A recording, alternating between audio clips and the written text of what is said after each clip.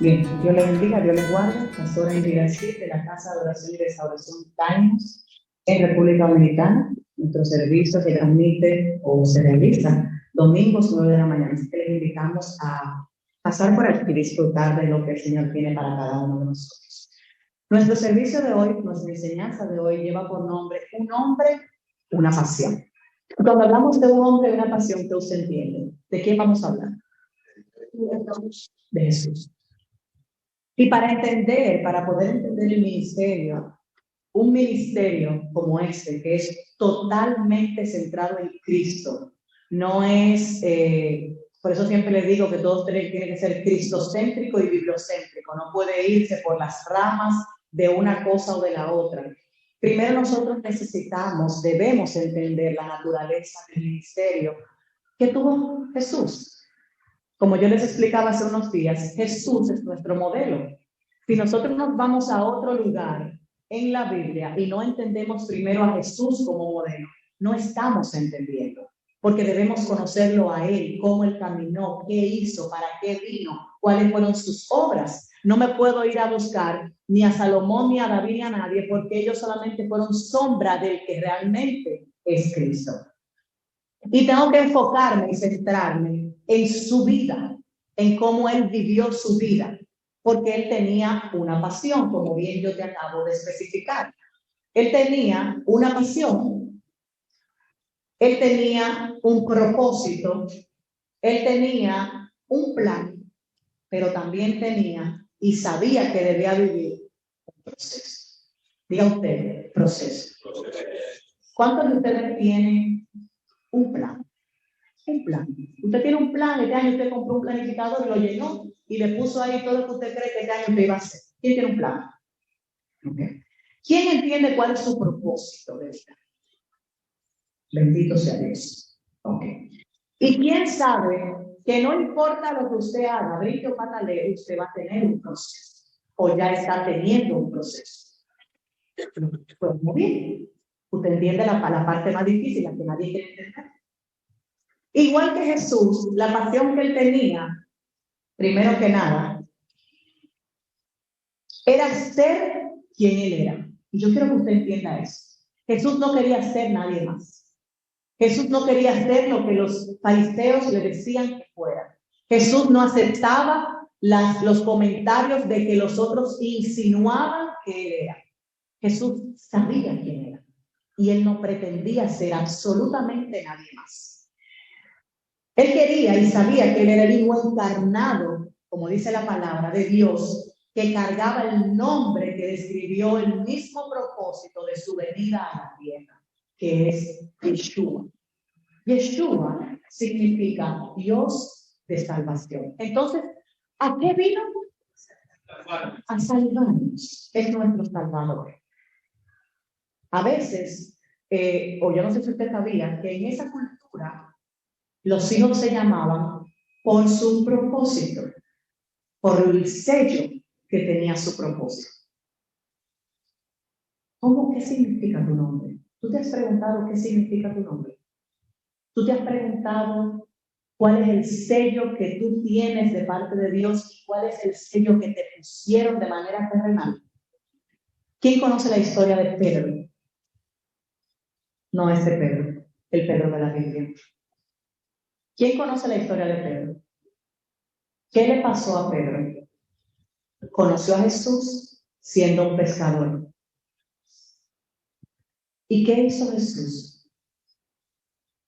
¿Perdón? ¿Pero qué hizo Jesús? Lo primero que hizo fue cambiar su nombre, su identidad terrenal. ¿Estás tú dejando que Dios te cambie? ¿Estás tú dejando que Dios te entregue la identidad que Él quiere? ¿O tú estás buscando tu propia identidad bajo tus propios intereses? Voy a continuar. El propósito final de Jesús era reconciliar al mundo con Dios. Colosenses, y por favor vayan anotando las citas, Colosenses 1, versículo 19 y 20. Colosenses 1, versículo 19 y 20 dice: por cuanto agradó al Padre que en él habitase toda plenitud, y por medio de él reconciliar consigo todas las cosas, así las que están en la tierra como las que están en los cielos, haciendo la paz mediante la sangre de su cruz. ¿Y qué había en la tierra? ¿Qué había en los cielos? ¿Por qué él se preocupaba por esas cosas? La pasión y propósito de Jesús fueron declarados a través de un acto intencional. Jesús sabía a lo que vino. Jesús no estaba cuestionando a Dios, él sabía lo que había venido.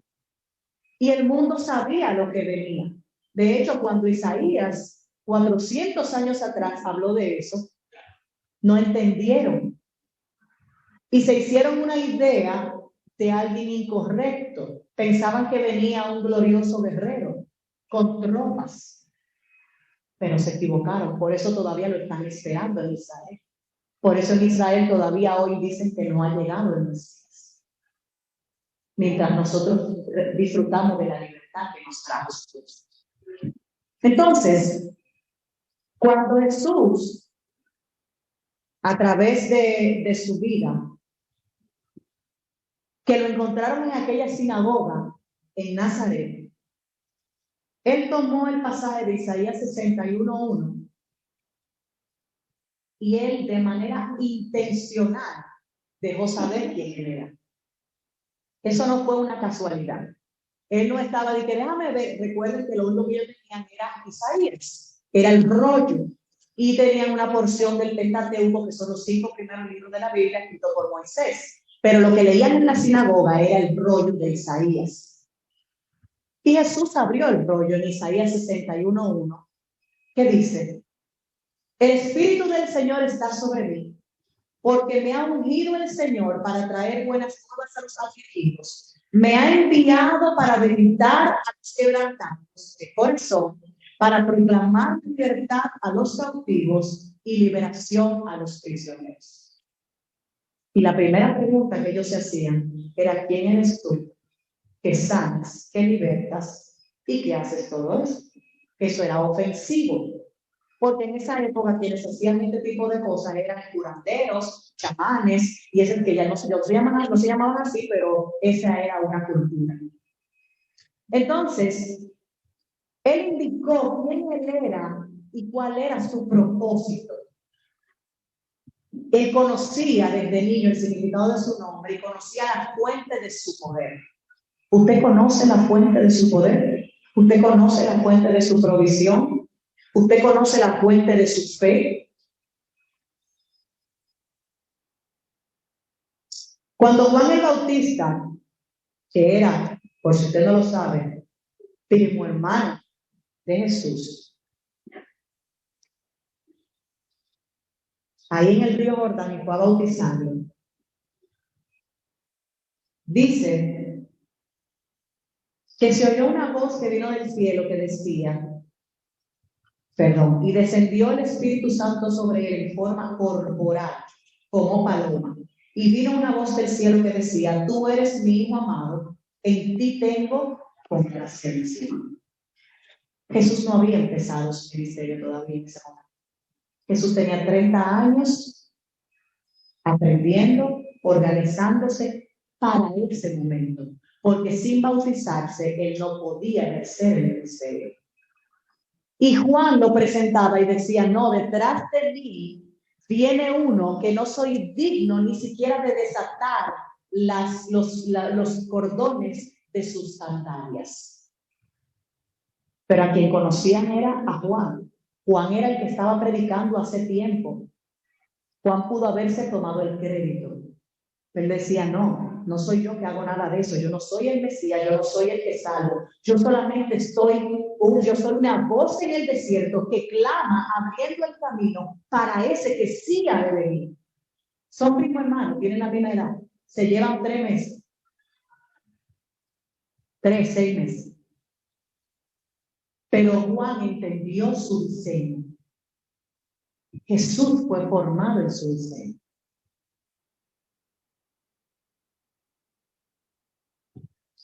Cuando Jesús tenía 12 años, y todos conocemos esa, a ver, lo puse al revés. A ver, no.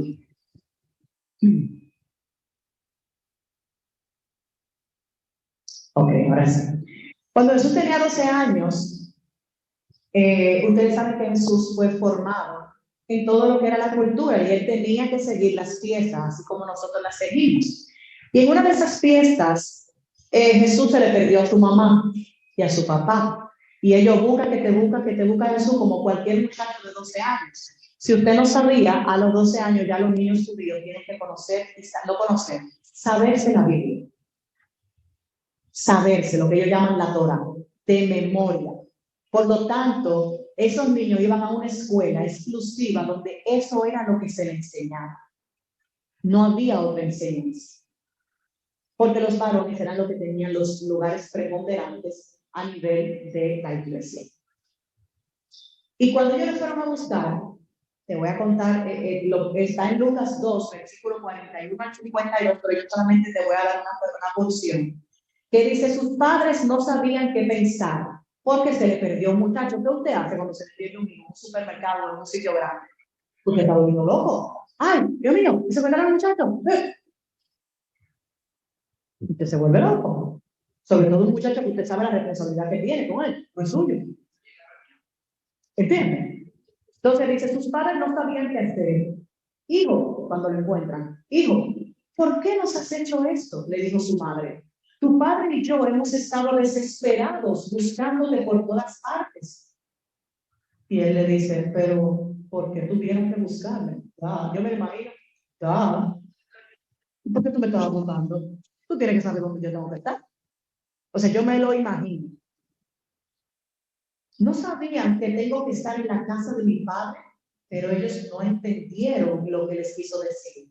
Luego regresó con sus padres a Nazaret y vivió en obediencia a ellos. Y su madre guardó todas esas cosas en el corazón.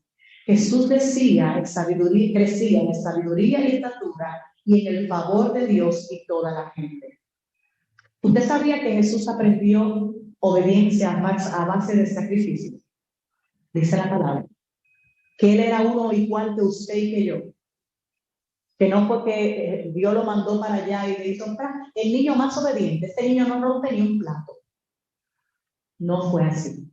Él tenía que ser formado como usted y como yo para poder padecer lo que usted y yo padecemos.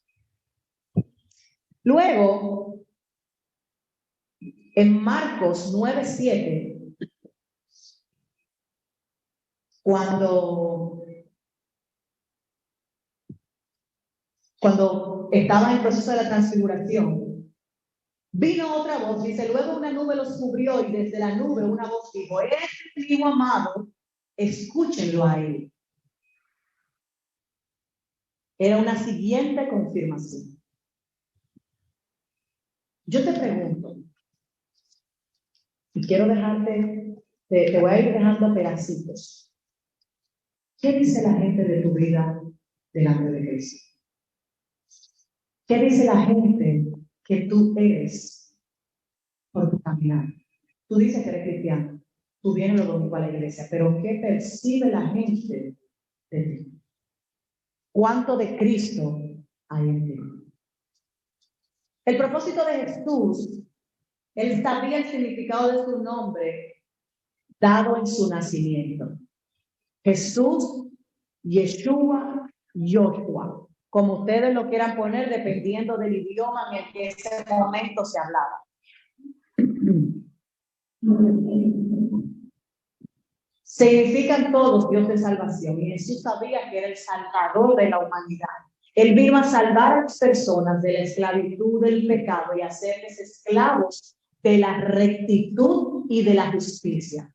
Él supo, como dice, déjame poner esta parte. A ver. Él sabía, aquí ahora, Jesús sabía que era el salvador de la humanidad. Jesús sabía que era el sanador de la humanidad. Jesús sabía que era el libertador de la humanidad. Jesús sabía que era el redentor de la humanidad. Él sabía que era el Mesías, el Cristo y sobre todo el ungido de Dios. ¿Qué tú puedes decir? ¿Qué te destaca a ti como cristiano? ¿Qué te destaca a ti como cristiano? ¿Qué dice? ¿Qué puede la gente decir de tu caminar en rectitud, tu transparencia, el nivel de justicia con el que tú caminas, con el nivel de obediencia, de honra, de respeto con el que tú caminas? ¿Qué puede la gente decir de ti?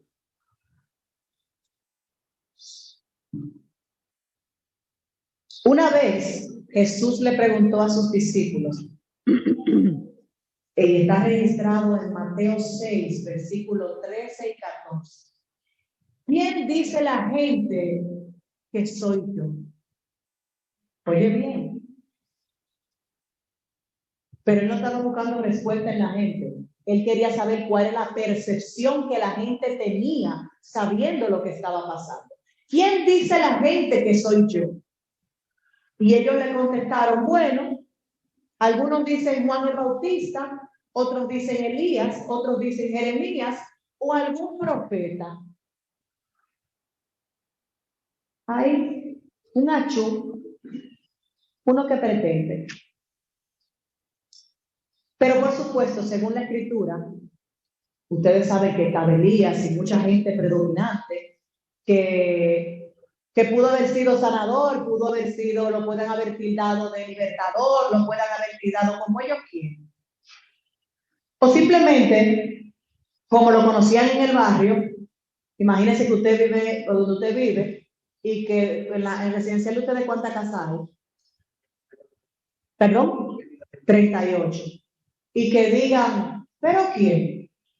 Rey el de Roma. Pero ven acá, tal. Que Rey el de Roma, claro. Imagínense. Igualito. ¿Pero quién?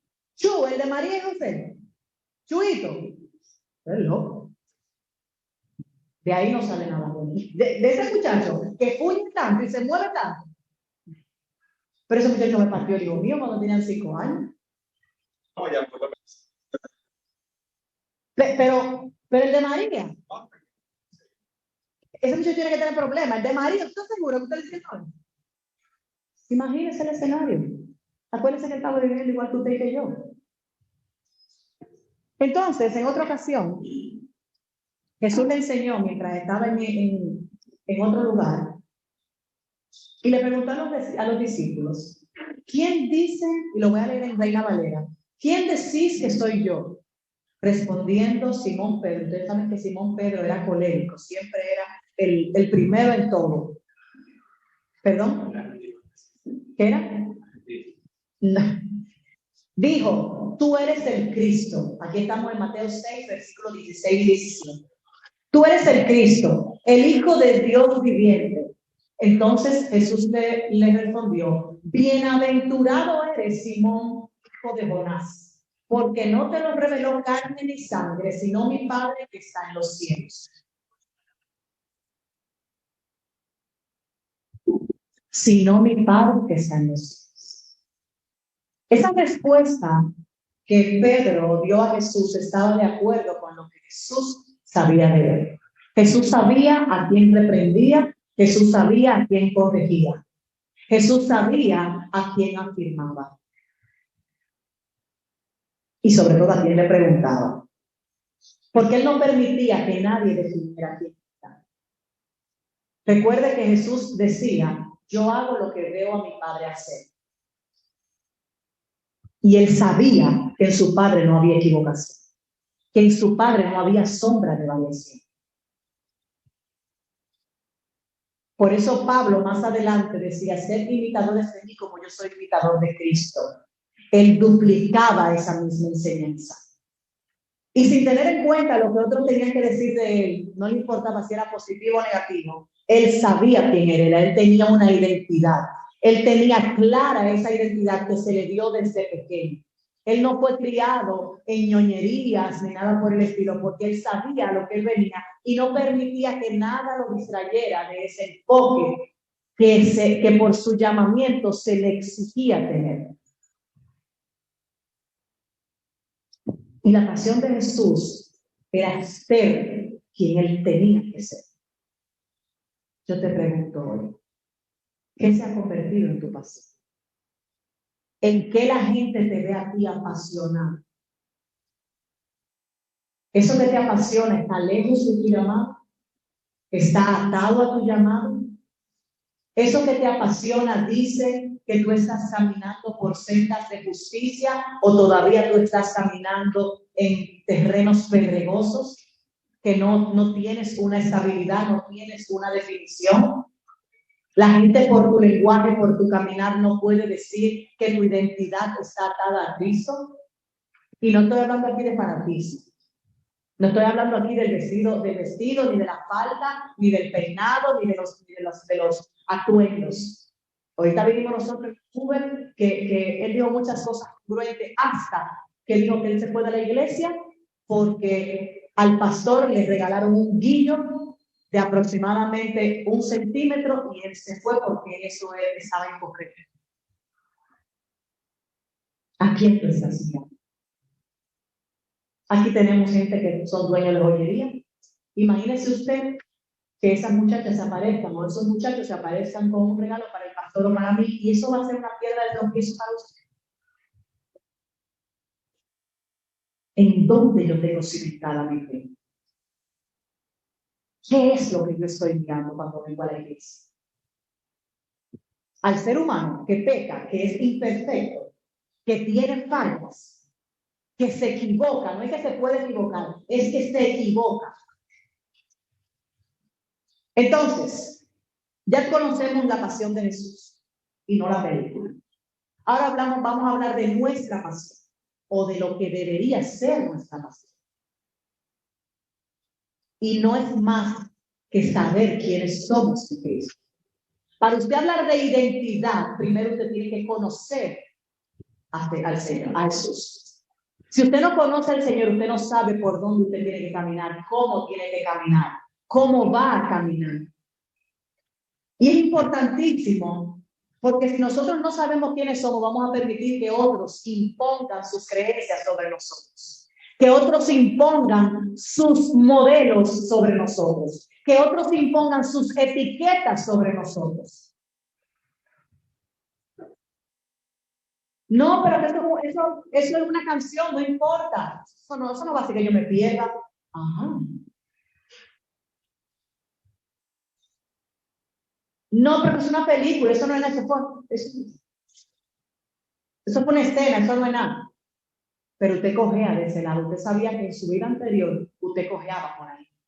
Usted sabe que no puede hacerlo. Como me decía una amiga mía ayer, no, pero que ella tenía 2 cualidades cuando salía. Ella mide como 6'2", aquí, como 6'2" ya. Y ella usaba zapatos de 5 pulgadas para salir. Así era que ella cuando salíamos a la discoteca y todo eso. Ella andaba con 2 cosas que la caracterizaban y todo el mundo sabía que así era que ella iba a llegar. Con zapatos, con sandalias, no eran zapatos, sandalias de 5 pulgadas de altura y faldas que no medían, creo que más que el largo de esa. Y como ella es tan alta, no había mercancía para ella en esa época, ella la mandaba a hacer. O sea, que la mandaba a hacer de manera intencional.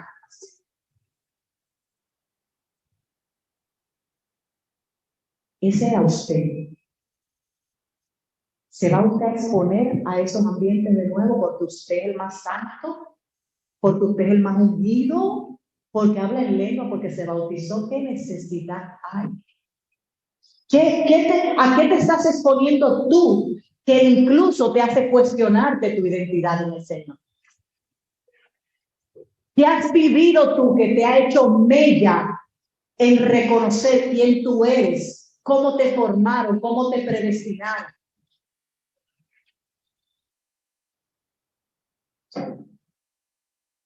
Y la parte más delicada de todo esto es que si nosotros permitimos recibir todas estas etiquetas, muletas, nombres, definiciones por parte de otros, eso está afectando directamente el llamado que tenemos de parte de Dios y lo que puede ser posteriormente un ministerio.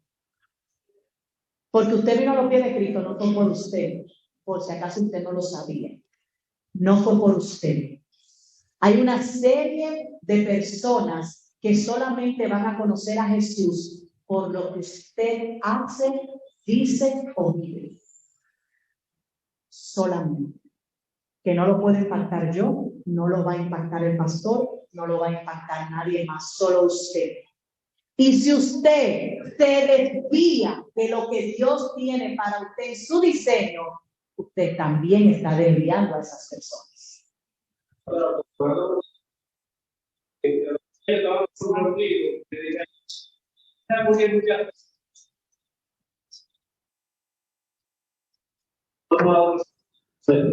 Y hay personas que están contigo. Totalmente. Totalmente. Romanos 8, versículo 9, dice: pero ustedes no son así. Ustedes viven según el Espíritu. Si es que el Espíritu de Dios mora en ustedes, no lo afirma. ¿Se dan cuenta que es un sí circunstancial?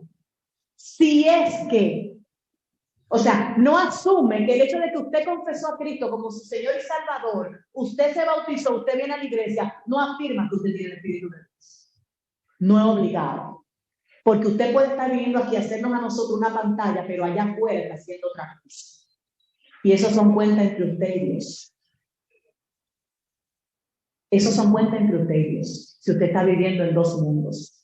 Pero dice aquí, si es que tiene el Espíritu de Dios. O sea que no es seguro. Si es que tiene el Espíritu de Dios, si es que el Espíritu de Dios mora en ustedes, no es cristiano quien no tenga el Espíritu de Cristo. ¿Qué te habita ahí? ¿Qué mora en ti? ¿Qué son las cosas que tú hablas? ¿Cómo es tu accionar? Si nosotros no estamos en Cristo, entonces el mundo y Satanás van a definir quiénes somos nosotros. Nosotros no volvemos,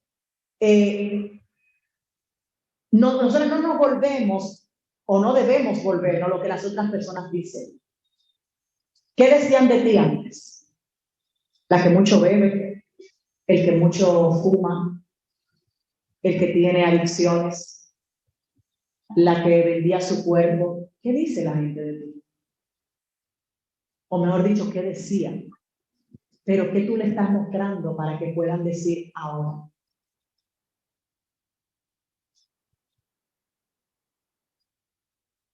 La gente puede decir que tú eres noble, que eres honorable, que eres recto. ¿Qué más puede decir la gente? Que eres un ladrón,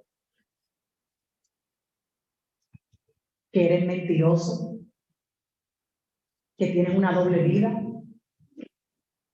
que eres transparente, que eres íntegro. ¿Qué puede decir la gente de ti? Eso solamente son algunas cosas. Pero por lo que la gente está viendo de ti ahora es que va a decir. No quiere decir que esto te define, pero sí es importante que tú sepas que en la medida en la que la gente vea lo que tú eres y cómo te conduces, le estás acercando o alejando de Dios. ¿Le acercas o le alejas de Dios? Cuando nosotros decimos que estamos en Cristo, es porque el Espíritu de Dios vive en nosotros. El Espíritu de Dios vive en nosotros. Y nosotros somos, como dice la palabra, en 2 Corintios 5:17. Por lo tanto, si alguno está en Cristo, ¿qué es? Nueva criatura es. Lo viejo ha pasado, ha llegado ya lo nuevo. ¿Sigues tú viviendo en lo que te pasó el año pasado, el año antepasado, en medio de la pandemia, hace 5 años? ¿Tú sigues hablando de eso? ¿Tú no has tenido ningún acontecimiento que valga en tu vida? ¿Tú no has tenido nada más relevante que quedarte estancado en lo que ya pasó? No te entiendo. Dice la palabra que tus misericordias son renovadas cada mañana. ¿Qué tú estás haciendo con la misericordia del día? que no has experimentado nada nuevo. Nueva criatura eres. Todo lo viejo debió pasar. ¿Sigues tú abrazando lo viejo? ¿Sigues tú viviendo en ese pasado? ¿En ese trauma? ¿En esa situación que te marcó? ¿Sigues hablando tú como si tú nunca hubieras tenido un acercamiento a Cristo? Entonces tenemos que revisarnos. Porque entonces el Espíritu de Dios no está morando en nosotros. Hubo un tiempo cuando nosotros estábamos en el mundo y algunos de nosotros, quienes ahora no podemos creer que el Señor nos llama santos, fuimos conocidos como los idólatras. ¿Quiénes jugaron danza, baraja? ¿Apostaron? Nadie. Aquí ahora no hay nadie. Nadie fue idólatra, nadie tuvo santo, nadie tuvo medallita, nadie usó la cosita roja esa que le ponen a los niños en la gota. Nadie hizo nada. Aquí todo, el pueblo santo de Caíns. Prostituta, ladrón, señora de su mamá, cuando lo mandaron a la iglesia. Nunca mentimos, ya estamos empezando hoy. Homosexuales amanerados. Yo hace una vuelta, me ponía un cuadro y me parece de vuelta, es ¿Entienden? Entonces, borrachos, avariciosos, calumniadores, chismosos, estafadores. ¿Cuántos de nosotros estábamos ahí? La pregunta es, ¿cuáles son los calificativos que ahora tú tienes? ¿La gente te sigue llamando así? ¿Tú sigues con esas conductas? Pablo, mi primo hermano, que era siempre tan especial, él dice en 1 Corintios 6, versículos 9 al 11. 1 Corintios 6, versículos 9 al 11. Dice, ¿no saben que los malvados no heredan el reino de Dios? No se dejen engañar, ni los fornicarios, ni los idólatras. Perdón, voy a ir detallando, porque acaso usted no conoce alguno de estos términos. Fornicario, ¿qué sabe con fornicario? Es una persona que está en una relación fuera de su matrimonio con una persona, con alguien más, hembra o varón, no importa. Idólatras, todo lo que usted adora que no es Dios, incluyendo una pareja, incluyendo una mamá o un papá, incluyendo un hijo, un vehículo, un empleo que le domina. Ni los adúlteros, ni los sodomitas, esa me lo voy a evitar por los niños, usted lo busca, ni los pervertidos sexuales, ni los ladrones, ni los avaros, ni los borrachos, ni los calumniadores, ni los estafadores, heredarán el reino de Dios. Y eso, por eso lo puse aquí en subrayado, y eso eran algunos de ustedes. No nos preguntan, afirman, y eso eran algunos de ustedes. Y lo afirma en pasado, porque se supone que usted y yo ya no estamos anclados a esa realidad. Se supone que ya no debemos vivir ahí. Se supone que si usted es un inmoral sexual, eso ya no debe habitarle a usted. Ya usted no debería de estar cojeando por ahí. Que si usted era una persona que tenía debilidad por el tema financiero y apostaba y hacía cosas ilícitas para generar ganancias, ya usted no debería de estar ahí. Eso era usted. Ya usted no acepta negocios turbios.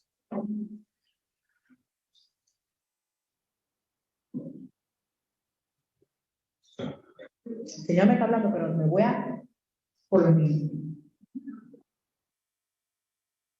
Pero ya han sido lavados, ya han sido santificados, ya han sido justificados en el nombre del Señor Jesucristo y por el Espíritu de nuestro Dios. ¿Cuáles fueron las tres cosas que ya hicieron por nosotros? Lavados, santificados y justificados. Y todo con la sangre de Cristo. No fue con ley, no fue yuyo, la sangre poderosa de Cristo. Entonces, ¿por qué usted insiste en volver a lo que usted era?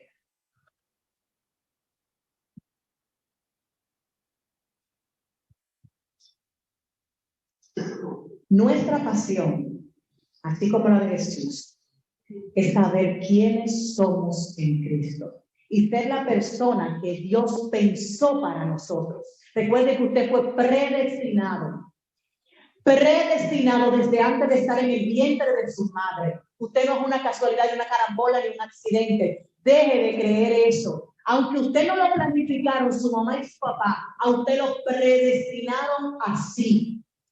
Pastora, pero usted quiere decir que yo tenía que nacer con la herida del rechazo porque yo fui un embarazo fuera de tiempo. Sí. ¿Por qué? Porque esa herida de rechazo y de abandono que tú traes es lo que va a ministrar a otros cuando tú te sanes. O sea que yo tenía que ser huérfano. Yo tenía que dejar, mi mamá y mi papá tenían que morir. Yo tenía que estar a la buena de Dios con gente que no tenían que ver conmigo y no me trataron bien.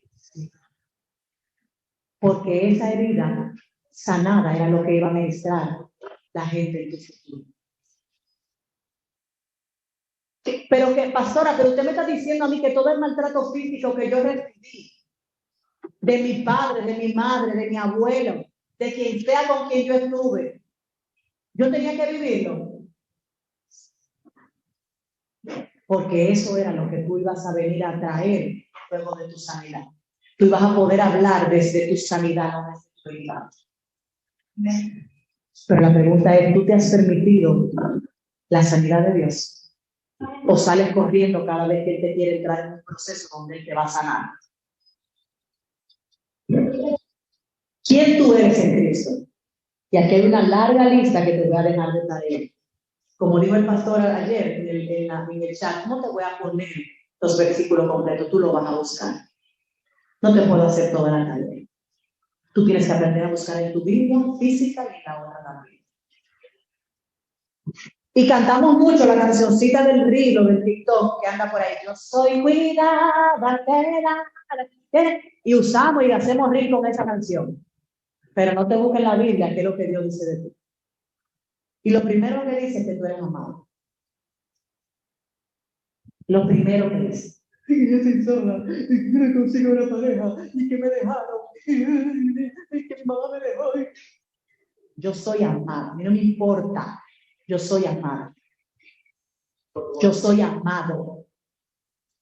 Juan 3:16. Deja de estar plagoseando amor con la gente. Deja de estar plagoseando atención cuando el Ser Supremo, tu Padre Eterno, es el primero que te ama. Y ese amor tiene que sobreabundarte, arroparte y cubrirte todos los días que tú no necesites. Él tiene que aprender que Él es suficiente para ti. Debe ser suficiente para ti. Dice que tú eres nacido de Dios. Tú no eres nacido de casualidad, de accidente.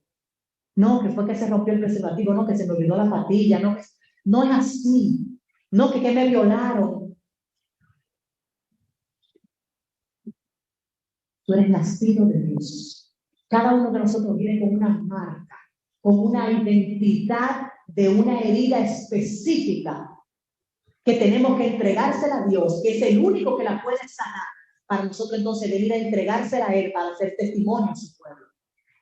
Si tú sigues escondiendo y aparentando tu supuesta sanidad, permíteme decirle que no le vas a servir a Dios. Porque mientras tú no modelas tu marca, mientras tú no modelas tu herida, desafortunadamente no le sirves a Dios. Porque tu testimonio es lo que va a hacer que la gente sepa que fue Dios que lo hizo. Dice que tú eres hijo de Dios y coheredero con Cristo. Dice que tú eres templo del Espíritu de Dios. ¿Qué tú estás haciendo con su templo? Si es que el Espíritu de Dios mora en ti. Dice que tú estás sellado por el Espíritu Santo, que eres perdonado, justificado, redimido, sentado, que estás sentado con Cristo, que eres uno en el Espíritu con Cristo, que eres parte del cuerpo de Cristo, que eres un santo, hechura de Dios, completo en Cristo, un ciudadano del cielo, que eres sal y luz, que eres escogido y elegido y que estás ungido. Eso es algunas cosas que dice de ti. Yo te pregunto, ¿estás tú creyendo, aunque sea la mitad de eso que dice ahí? Yo quiero que usted coja los versículos y los busque, porque es necesario que nosotros debemos de andar como si fuera una veleta, buscando. Y siempre ando buscando porque nunca estoy satisfecho. No, aquí no me llenan, yo me voy para otro lado. No, en mi casa no me llenan, yo me voy a buscar otra mujer. No, es que realmente yo soporto a mi mamá y a mi papá y no lo puedo ni ver y yo sigo en esa situación y esa rebeldía y no hago las paces porque tengo que hacer las paces. No, que yo no lo puedo perdonar, Dios que lo perdone, yo no puedo perdonar. Yo perdono, pero no olvido. ¿Y qué ridículo que usted está viviendo? Usted no está viviendo el Evangelio de Cristo. Usted está viviendo un Evangelio que usted se inventó.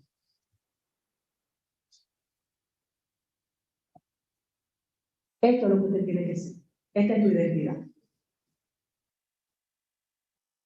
Si tú eres sal y luz, se supone que tu entorno, por lo menos el más cercano, debería estar condimentado y andando mejor. Porque tú le quitas lo insípido con tu sal y le iluminas su camino. ¿A cuánta gente tú le hablas de la palabra de Dios? ¿A cuánta gente tú le estás hablando de Dios todos los días? ¿Cuántas? ¿A cuánta gente que tú sabes que están en depresión, en crisis de ansiedad, que tienen situaciones financieras, tú te has acercado a dar una palabra de Dios? No para tú ministrarle ahora y cogerte el show tú de que no. Para hablar de lo que Dios hace, de lo que Dios puede hacer en su situación. ¿Cuántas veces? ¿A cuántas personas? ¿O tú te estás cogiendo a Dios como una merienda personal? Eso es lo que tú tienes que hacer. Un fuego que enciende otros fuegos. Estoy apagada, estoy deprimida. Entonces tú que estás al lado de esa persona tienes que procurar que su fuego se encienda, no que se apague. Por eso dice la palabra que más son dos que uno. Cuando uno cae, el otro le levanta. El pastor y yo podemos estar en la casa, ninguno de los, él no tiene la misma intensidad que yo no tengo el mismo enfoque que él, nos movemos en diferentes formas, pensamos en diferentes formas, hacemos todo en diferentes formas, pero si yo estoy abajo, él va y me levanta y viceversa. Y eso es en la salud, en lo espiritual, en todos los aspectos. En el 2010, a principios del 2010, yo recuerdo que yo estaba pasando una de las situaciones más difíciles emocionalmente en mi vida. Y él iba saliendo a trabajar y se detuvo, yo estaba en la computadora. Se detuvo y me miró como pocas veces me ha mirado. Y me dijo en una voz tan contundente, me dijo, me duele ver cómo te desperdicias acá. Me duele ver cómo te desperdicias acá. Y eso fue una palabra para yo despertar. Mi fuego necesitaba ser avivado con palabras de sabiduría. Y Dios la puso en la boca de él. Y a partir de ahí, comencé a buscar el enfoque de Dios. Comenzamos los dos a leer el libro Una vida con propósito. Hicimos los 40 días él y yo solos. Y Dios trajo una dirección y una administración poderosa a nuestra vida. Porque nunca ha sido él o yo, siempre somos nosotros. Él le ha contado a ustedes cómo él en un momento determinado no hacía caso a su llamado. Por temor, básicamente. Y yo un día le dije, voy a detener todo lo que estoy haciendo. Porque algo me queda claro. Y es que yo tengo un ministerio está atado a ti. Y si tú no caminas, yo no voy a caminar. Voy a dejar de intentar porque cada vez que camino, Dios me atrae. Dios me habla porque tú me estás caminando. Y así lo hicimos por 3 años. Porque mi ritmo siempre ha sido muy acelerado. Mi revelación siempre ha sido muy precisa. Y yo tenía también que aprender a respetar su tiempo. Pero yo entendía mi identidad. Yo entendía el propósito. Yo entendía el plan que Dios tenía para mí. Y una vez fuimos a un taller de finanzas de parejas y recuerdo que el apóstol Coronado, que es un amigo que Dios nos regaló ese día, se acercó a él y le dijo, hombre, deja de correrle al llamado. Dios llevó a esa mujer en una eternidad y le mostró quién ella iba a ser en Dios. Camino. No fui yo que se lo dije. Yo no sabía mucho nada. Dios le plugo traer un profeta de Dios y darle esa información. Y era cierto. Dios me había llevado en sueños, en visiones a la eternidad y me había mostrado lo que estoy viviendo hoy. Para mí nada de eso es nuevo. Nada de esto es nuevo. Yo sabía dónde Dios me iba a llamar, pero sabía que tenía que vivir un proceso. Recuerdo un día cuando ya el ministerio estaba formándose con carácter y yo estaba sentada en la mesa de la casa de Robin y Robin con su ecuanimidad y circunspección me miró a los ojos y me dijo, ¿y dónde están todos los otros que hablaban con usted? Y yo con mi circunspección y mi ecuanimidad le dije, se fueron, no están.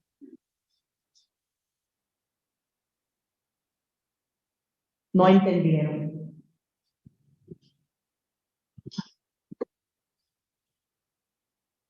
Porque siempre había una algarabía, una cosa, y vamos donde Altira, y vamos donde más, y madre, vamos donde la madre, y de repente no había nadie.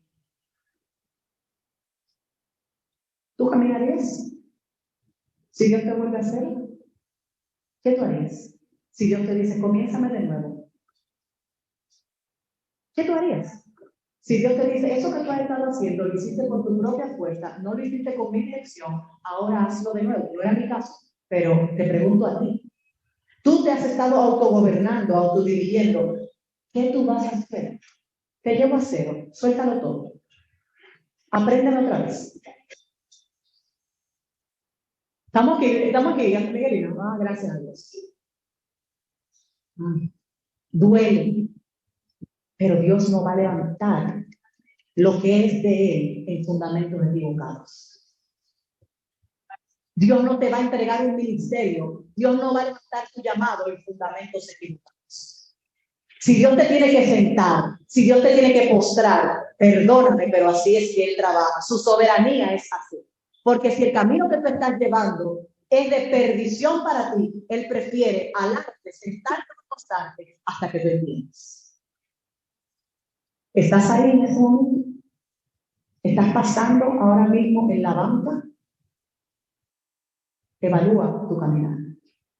Evalúa si eres el fuego que está encendiendo otro fuego. O si lo que tú estás viviendo está apagando la fe de otro. Si el otro se está cuestionando si realmente lo que tú haces o vives o dices, esto tiene que ver con Cristo. Pregúntate. Pregúntate.